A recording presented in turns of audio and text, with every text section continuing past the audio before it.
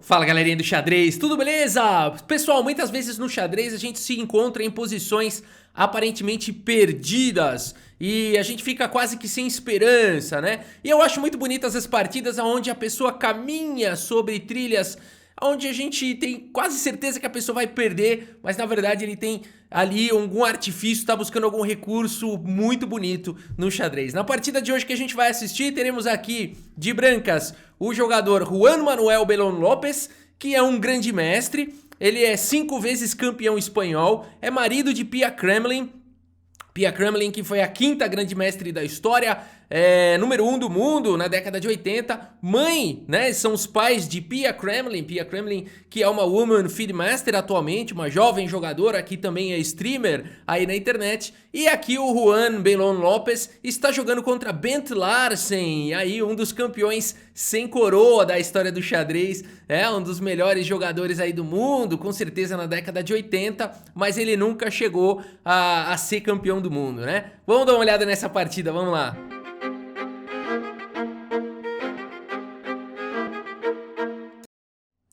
Muito bem, galera, uma das coisas que mais me impressiona no Bent Larsen, além desse look visionário dele, né? Olha isso, o cara na década de 80, todo mundo quer ter esse look hoje em dia, né? E em pleno ano 2020, o cara 40 anos atrás tinha o look da moda de 2020, né? Mas tirando esse aspecto, outra coisa que impressiona no xadrez do Bent Larsen, ele sempre buscava evitar aberturas conhecidas. A abertura Larsen é B3, né? Pra vocês terem ideia, né? Ele abria com fianqueto, ele adorava os ataques laterais. Ele gostava da abertura Bird, que começa com F4. Ele dizia que ele queria provar para os grandes mestres que muitas linhas subestimadas pelos grandes mestres eram muito boas. Esse cara era um visionário também no xadrez, né? Muito bem, pessoal, vamos dar uma olhada então. E antes só de mostrar a partida, eu quero falar um negócio. Você pode estar tendo prejuízo na empresa que você trabalha, ou o seu trabalho pode estar sendo prejudicado dentro da empresa por conta de falta de saneamento de dados. Continua aqui no vídeo para saber mais sobre isso. Eu quero saber se na sua empresa você já teve problemas com cadastros errados. Aí o que acontece? Nota fiscal recusada, o imposto é calculado errado, o faturamento erra. O que eu tô falando aqui não é nenhuma novidade. Todo mundo que trabalha ou já trabalhou numa grande ou média empresa sabe que isso acontece todos os dias. E por que isso acontece, galera? Porque os dados são perecíveis. Com o passar do tempo, os seus dados de clientes, de fornecedores, de produtos vão ficando corrompidos, vão ficando antigos, vão ficando duplicados, você vai tendo uma série de problemas na sua base de dados. Quantas vezes a sua empresa recebeu o pedido errado porque o fornecedor simplesmente não entendeu o que você queria comprar? Agora, existe uma solução prática para resolver todos os seus problemas com cadastro. Com o software 4MDG, sua empresa pode limpar todos os dados ruins através de um saneamento especializado. Você pode corrigir os cadastros de clientes e fornecedores com uma busca especializada em mais de 200 fontes em tempo real. E você vai ter a garantia de que aquele cliente está ativo e tem todos os dados corretos ali para garantir a legitimidade desse cliente que ele pode comprar da sua empresa. A 4MDG pode eliminar toda a duplicidade de produtos no seu sistema através da técnica de padronização. É o fim dos produtos duplicados, repetidos ali no seu cadastro. Além disso, o software 4MDG pode automatizar a sua central de cadastros com um workflow inteligente. É o fim das exportações para Excel e manipulações ali de dados para corrigir e limpar os dados do seu sistema. Você não quer receber um checkmate aí do seu cadastro incompleto, né? Então faz o seguinte, entre em contato com o pessoal da 4MDG, o link está aqui na descrição do vídeo e solicita para eles um diagnóstico gratuito da base de dados ali da sua empresa. E você aproveita para conhecer mais também sobre esse software que é usado pelas maiores empresas do Brasil. E você também pode ser um parceiro da 4MDG se inscrevendo no programa Finder e você vai receber comissão a cada indicação bem sucedida, tá bom? Leva isso pra dentro da tua empresa então, leva pro teu gerente, pro teu diretor, ou se você for o tomador de decisão, já entre em contato diretamente com a 4MDG e coloca um fim nesse problema aí de cadastros, tá bom? Muito bem, vamos ao vídeo. Muito bem, pessoal, Juan Belón López tem as peças brancas e abre aqui com o peão do rei E4. O Bent Larsen responde com E5, e depois de cavalo F3, cavalo C6, cavalo C3, cavalo F6, a abertura dos 4 cavalos. Nessa partida não exatamente Bent Larsen está jogando com fianquetos, de forma hipermoderna, ataques laterais, não necessariamente ele jogava sempre assim. D4 abriu aqui o Juan López, bispo B4 já cravando o cavalo, cavalo por E5, opa, perdeu um peão aqui, olha aí, já foi pro gambito o Bento Larsen, hein? E agora ele segue com dama em E7, pressionando a casa de E5, pressionando também o ponto de E4. Aqui dama D3 foi jogado, trazendo uma proteção pro peão de E4, e agora cavalo por E5, D por E5, dama por E5, recupera aí o peão. O Juan Lopez segue aqui com o bispo D2 e agora o Bento Larsen coloca o rei em segurança, faz o roque e o Juan Lopez faz o grande roque, chamando para uma bela batalha, né? Grande roque aqui é uma decisão bastante interessante, uma vez que as brancas já têm um peão muito forte no centro e podem começar a fazer uma tempestade rapidamente de peões aqui para cima do Bento Larsen. O Bento Larsen segue aqui com um D6, controlando a casa de E5. Aqui era possível já jogar um F4, mas o Juan prefere jogar com torre E1, primeiro dando mais suporte para o peão central, e aqui torre em E8, lutando aí pela casa de E5 também, principalmente. F4 foi jogado, esse lance ia chegar cedo ou tarde. Dama em E7 jogado pelo Bento Larsen e agora G4 aqui, um ataque realmente fortíssimo aqui do campeão espanhol. G4 indo pra cima, sacrificando o peão pra abrir linhas e pra atacar. E aqui o Bento Larsen aceita o desafio, galera. Ele manda a bala no lance cavalo por G4. Esse lance, além de tudo, vem com um tempo, né? Ameaçando aí cavalo em F2. O Juan não está preocupado com o cavalo F2. Ele segue com torre G1, abrindo todo o ataque aqui pra cima do Bento Larsen. E o Bento Larsen segue aqui com C6, o melhor lance da posição. Que frieza, né? Que frieza. Controlando aqui, pessoal, o salto do cavalo para a casa de D5, né? Que, aliás, não foi jogado aqui imediatamente, esse lance cavalo D5, porque as pretas podem segurar aqui a bronca, né? Você fala assim, o bispo tá atacado duas vezes, a dama tá atacada, mas bispo por D2 vem com um cheque, né? E depois de dama por D2 você salva a dama e o jogo vai embora, ainda assim, muito afiado, com chances pros dois lados, né? Mas a partida seguiu com torre G1 e agora o Bento Larsen faz esse lance C6, controlando a casa de D5, aí evitando o salto do cavalo.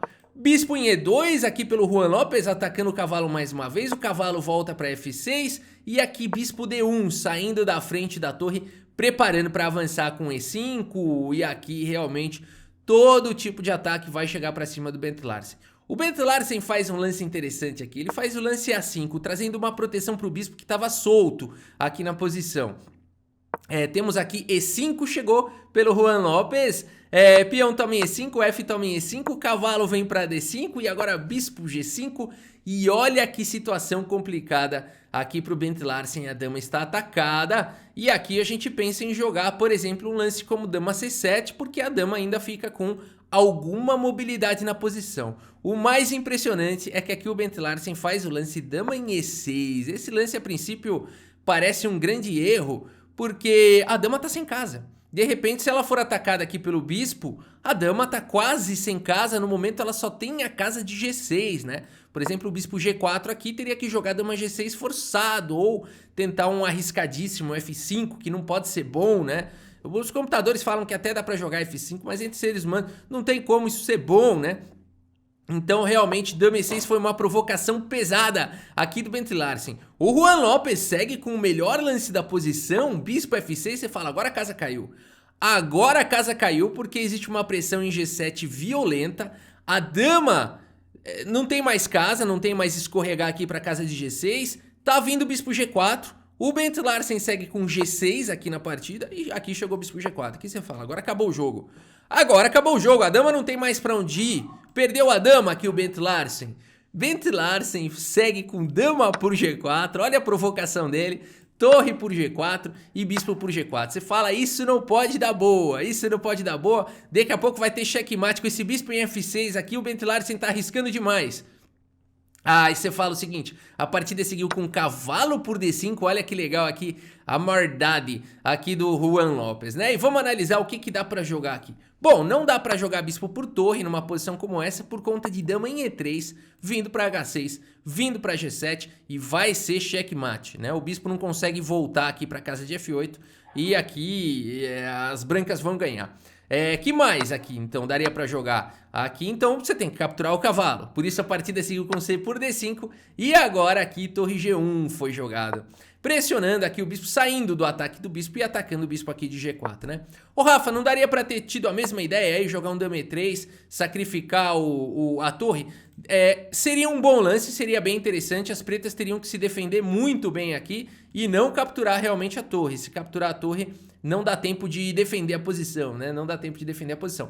Aqui daria pra jogar outras coisas, por exemplo, torre de A em C8. E se dama H6, o bispo sempre volta pra F8, seria importante manter o bispo. Então seria possível sim jogar, mas o Juan prefere jogar aqui com o lance torre G1 atacando o bispo. A partida seguiu aqui com o bispo em E6 e agora H4, né? Atacando aqui na ala do rei. Mais uma vez, Rafa, não dá pra jogar o dama E3 aqui?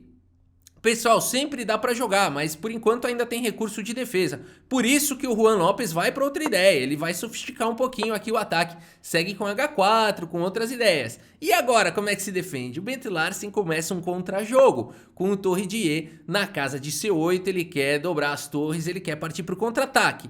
Vamos lá, Juan Lopes segue com H5 e aqui o Bent Larsen vai para esse lance espetacular aqui, torre C4, não se incomodando com os ataques na ala do rei. E aqui o ponto todo é o seguinte, pessoal, a gente pode estar pensando, se peão toma, peão de H toma, as brancas vão dar mate. É verdade, vão mesmo, não tem como evitar aqui. Por isso, aqui você teria que tomar com o peão de G. E agora as pretas se seguram. Por exemplo, se jogasse um torre H1, simplesmente torre por C2. Olha que legal isso, né? Por isso que é bonito esse contra-jogo aqui do Bent Larsen. Torre por C2 e depois de dama por C2, torre C8. E aqui vai capturar a dama na sequência, a torre está protegida pelo bispo. E depois de dama por C8 a gente tem um final onde as pretas têm par de bispos contra bispo e torre. Mas pelo fato das pretas terem 2 peões a mais e uma coordenação legal aqui entre as peças, as pretas conseguem jogar por um empate e quem sabe até por uma vitória numa posição como essa, tá? Então torre C4, um lance espetacular aqui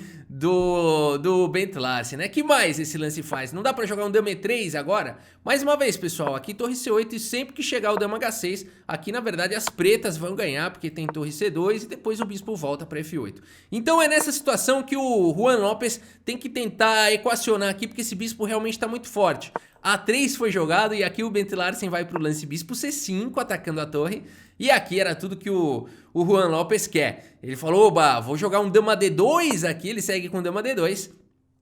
Pensando o seguinte, se bispo por G1, eu jogo dama lá em H6 e vou pra cima.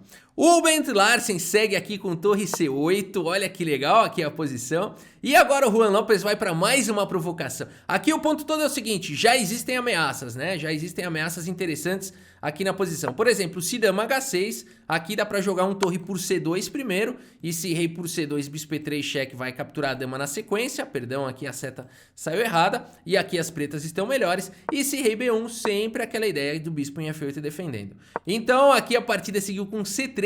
O Juan Lopes, depois de torre C8, segue aqui com C3. Ele louco pro Bent Larsen capturar essa torre e finalmente ele poder jogar lá dama em H6. E o Bent Larsen segue com bispo por G1, galera. Não é possível, não é possível. Bom, agora, galera, o Juan Lopes segue com dama em H6. Você fala, agora pode abandonar. Era tudo o que o Juan Lopes queria a partida inteira, né? E agora, então, o Bent Larsen abandona a partida e acabou o vídeo. Brincadeira, galera, o Bent Larsen vai para um recurso espetacular aqui. Ele segue com o lance bispo E3, que coisa linda, o único lance da posição. Desviando a dama de volta, vai você para cá, manobra do Silvio Santos, volta para cá, vai você para lá, dama por E3. E com isso ele ganha um tempinho, um tempo essencial, galera. Torre G4. Torre G4 segura toda a posição. Porque depois de H por G6, torre por G6 e a casa de G7 tá segura. O que sobrou aqui? Torre contra bispo e torre bispo contra dama. Dá pra jogar isso daqui? Dá pra jogar. Vamos ver como é que vai seguir aqui então. Dama B6, olha só. Colocando o ataque em tudo, aqui é o seguinte. O Juan Lopes vai para uma ideia bacana, ele tem uma maioria de 3 peões aqui, ele vai tentar capturar mais alguns peões do Bent Larsen e de repente criar um peão passado na ala da dama. Vamos ver, A4 foi jogado aqui pelo Bent Larsen. Rei D2 primeiro, olha só o que está acontecendo. Por que ele não jogou aqui o lance dama por B7, né? Poderia ter jogado. não tem nada de errado, mas as pretas também não tem nada a temer, podem seguir com torre G4 com ideia mais ou menos, com ideia similar ao que aconteceu aqui na partida, tá bom? Por isso a partida seguiu aqui com o rei em D2, o Juan já percebendo que o negócio aqui tá nessa ala, ele já tenta levar o rei. Torre G4 chegou de qualquer maneira, dama por B7 e aqui H5. Muito parecido com a linha que a gente viu se tivesse tomado dama por B7 lá atrás, né? H5 chegou, a torre tá dando suporte pro peão de A4 e tá dando suporte pro peão de H4. Partida seguiu com dama aqui em D6, dando possibilidade da dama ajudar aqui a defender a posição e até com ideias de dama H6, né? Dama E3, dama H6, dama H8. Ainda existe o tema de mate, a torre só tá protegendo aqui em G7, né? Então a partida seguiu aqui com mais um lance espetacular do Bent Larsen. D4, colocando um cone aqui no tabuleiro. Que isso, Rafa? Galera, é Silvio Santos, é cone. Aqui você aprende xadrez. Aqui, pessoal, é o seguinte, D4, coloca um cone mesmo nessa diagonal. Interessante demais aqui esse lance. C por D4 e agora sim, com o caminho fechado aqui para a dama, H4, disparando com o peão passado. Aqui o Juan remove o cone aqui, empurra o cone, faz o lance D5, liberando aqui a diagonal para a dama, atacando o bispo. O Bent Larsen tem que capturar esse peão, bispo por D5 e agora a dama volta para E3 para tentar ajudar aí o avanço do peão passado. Torre G2, cheque foi jogado, olha que lance espetacular. E aqui a posição é difícil, galera, porque, por exemplo, se jogar um rei D3, que não foi jogado, tá vindo bispo C4 e depois de rei D4, tá vindo torre aqui em G4, não é possível que esse rei vai escapar, né? Torre C3, rei C3, torre G3 já vence aqui pras negras, né? Então a posição aqui é difícil, não dá pra querer avançar com o rei não, e rei D1 também tá levando H3, então rei E1 aqui um pouco mais próximo aqui do peão, mas nessa posição o Bent Larsen simplesmente faz o lance H3, e nessa posição Juan Lopes, galera, abandona aqui a partida. Como assim, Rafa Mil, que tá vindo dama H6, dama H8, abandonou por quê? Abandonou porque não dá mais, pessoal. Vamos ver essa continuação aqui. Dama em H6 parece ser o lance, né? Ataque em H3, ataque em H8 e aqui não é possível. Esse Bent Larsen parece não é possível que ele vai escapar dessa, não, né? Parece quem que escapava sempre dos... Charles Bronson, vocês não vão lembrar, mas o MacGyver também não vão lembrar. Bom, não interessa.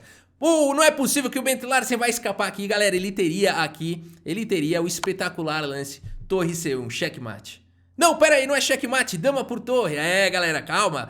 Dama por torre, mas aí torre G1, cheque, e depois de rei D2, torre por dama, rei por torre e H2. E as pretas estão ganhas. Lindo, né? Lindo demais, linda essa continuação, linda essa partida aqui do Bent Larsen contra o Juan Lopes, aonde ele por diversas vezes se encontra numa posição aparentemente perdida, uma situação onde a gente fala não é possível, não vai ter recurso aqui, e acaba tendo recurso, e isso torna essa partida tão especial, né? 86,3% de precisão pro Bent Larsen, 75,7% aqui pro Juan Lopes. Foi o mais preciso Bent Larsen, a gente vê que o Juan Lopes saiu bem na partida, chegou a ficar muito bem, mas o Bent Larsen acabou se aproveitando ali, né, de algumas imprecisões, de alguns erros ali do Juan Lopes, principalmente ali quando ele começa a ter recursos, começa a avançar ali com o peão passado e tudo mais, e não deu pro Juan Lopes segurar aí. Uma bela partida, mais um clássico aqui, espero que vocês tenham gostado aqui. Olha o Rafa ajustando as câmeras aí, quem sabe faz ao vivo, né, pessoal? É isso, galera, espero que vocês tenham gostado aí da partida e do vídeo. Muito obrigado pela sua audiência, um grande abraço para todos vocês e até a próxima, valeu!